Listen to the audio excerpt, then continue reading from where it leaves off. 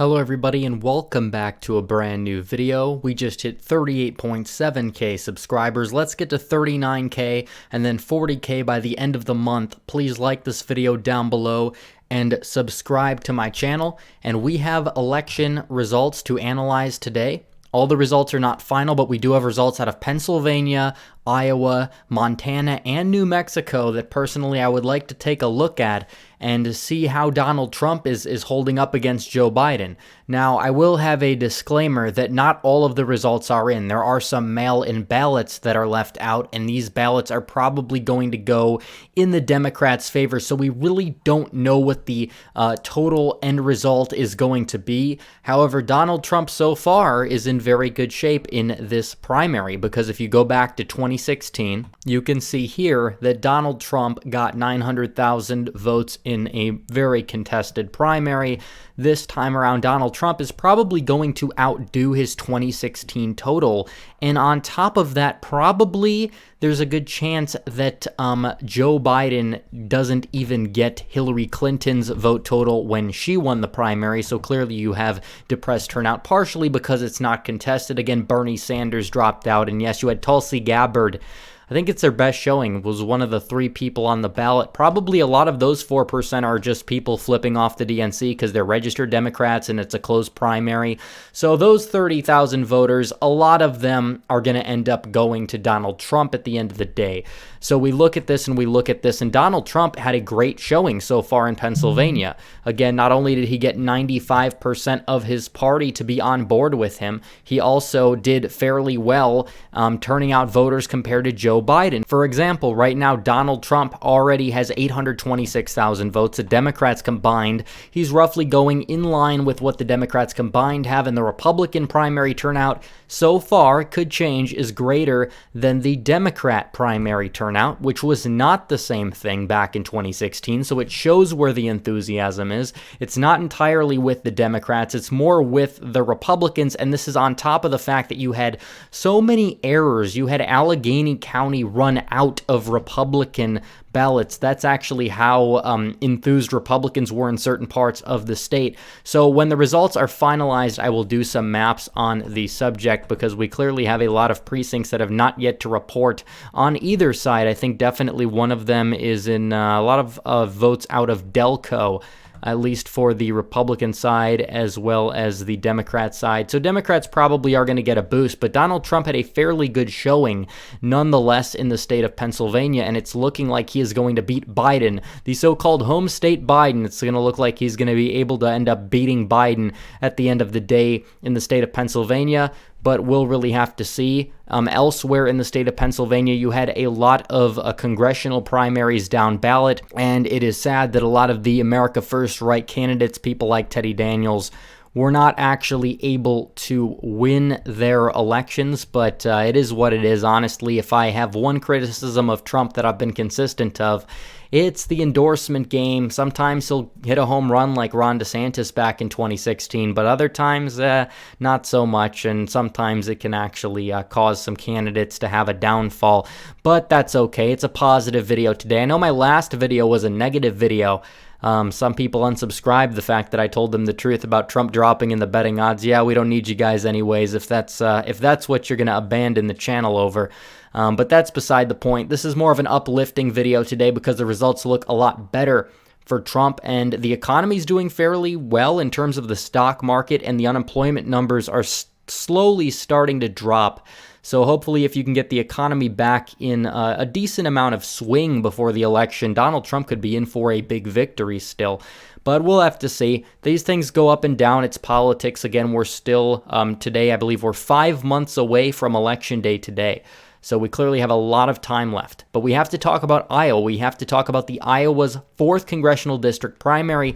Randy Feenstra defeated Steve King. Steve King was stripped of his committee assignments because he made some remarks. Some say that they were callous remarks. Some say they were out of context. where he kind of twisted his words on a couple of racial issues. But Randy Feenstra wins the primary. It's an interesting development. King is the second incumbent to lose the primary, second to Dan Lipinski in Illinois. And Steve King was, because he was stripped of his committee assignments, a lot of people said that Randy Feenstra would have been the actual ally to Trump because he actually could get things done, unlike Steve King, who was ineffective, whether you think that he was impotent in a fair way by the system or if he was unfairly stripped of his duties. He was ineffective. Bad for optics. Feenstra comes in, and Feenstra, I've looked at his platform, he's fairly strong on issues like immigration, so I'm not really too worried about that seat. And now Republicans don't have to funnel money into the seat come November, which is a good sign. That seat moves from lean to likely R to safe R now with Feenstra. Also, we have results out of the state of Montana. Steve Daines winning his primary, Steve Bullock winning his primary, big for Senate. In the U.S. House, it's going to be Rosendale versus Williams this time. Rosendale, the guy who ran for Senate last time around, almost knocked off John Tester. He's going to be running for the House district. He'll probably win. As for the governor, John Ford is going to be facing against Mike Cooney.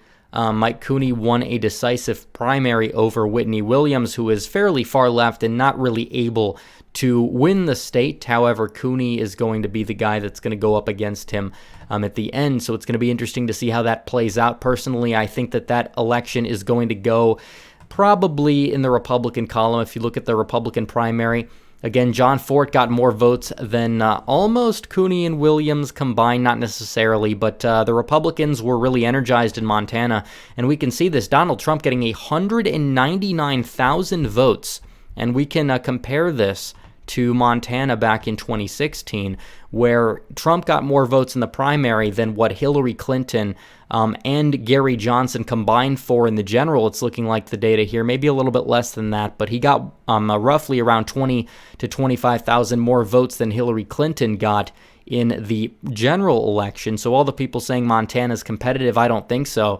Besides, Trump in the last primary only turned out 115K. This time around in Montana, he turns out 199, almost 200,000 votes. And actually, it will cross 200,000 because we're not done reporting yet in Montana. So that's a very good sign for Donald Trump out of the state of Montana.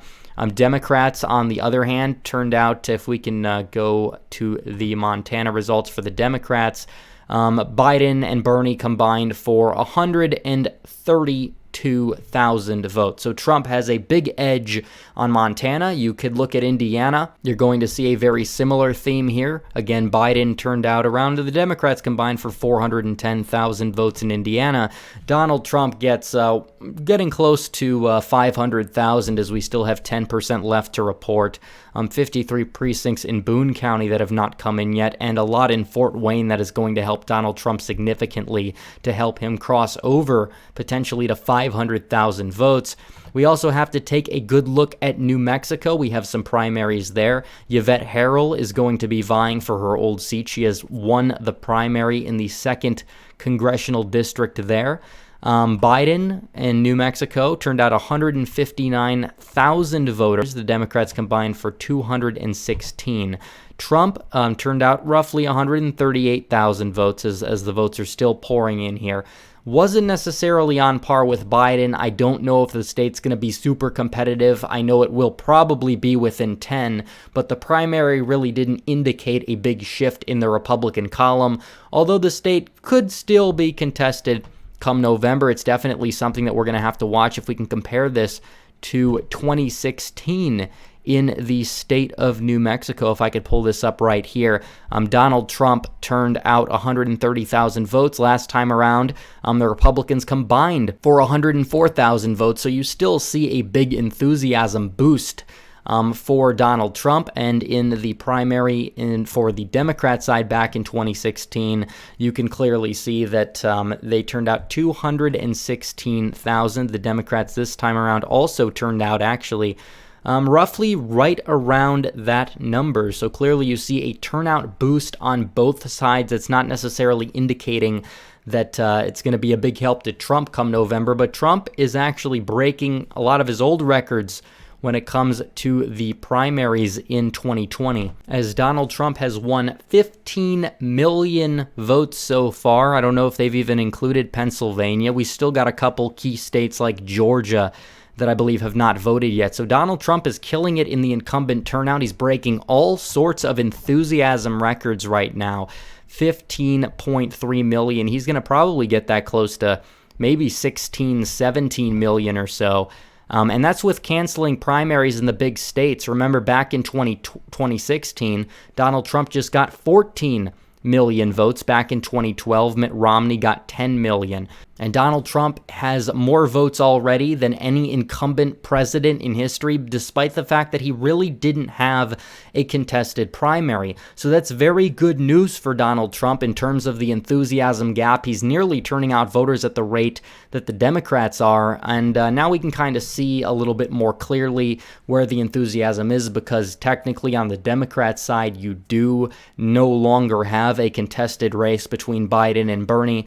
A Democrat turnout will probably be slightly higher for the primaries just because Bernie is on the ballot for right now, and a lot of people aren't really being that interested in voting for an incumbent president during the primaries, largely because they really don't know how the primary system works. But nonetheless, it's looking fairly good for Trump in the primaries. I really think he's going to win the state of Pennsylvania come November.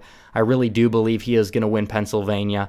There's really no question about it. I think Republicans are going to be energized again. I think he's going to win a very minimum of around 280 electoral votes, but we'll have to see. We have a lot of polling right now that's not looking good for him, but he still manages to turn out voters at a high rate of enthusiasm, and that's what's going to help him come November. So anyways, guys, thanks for watching. Please like this video down below, comment down below, and subscribe to the channel. Hit the bell for notifications so you never miss another video. Follow me on social media, join the Discord and subreddit, donate to the Patreon, or subscribe. Star links in description. As always, guys, thanks for watching. Red Eagle, out.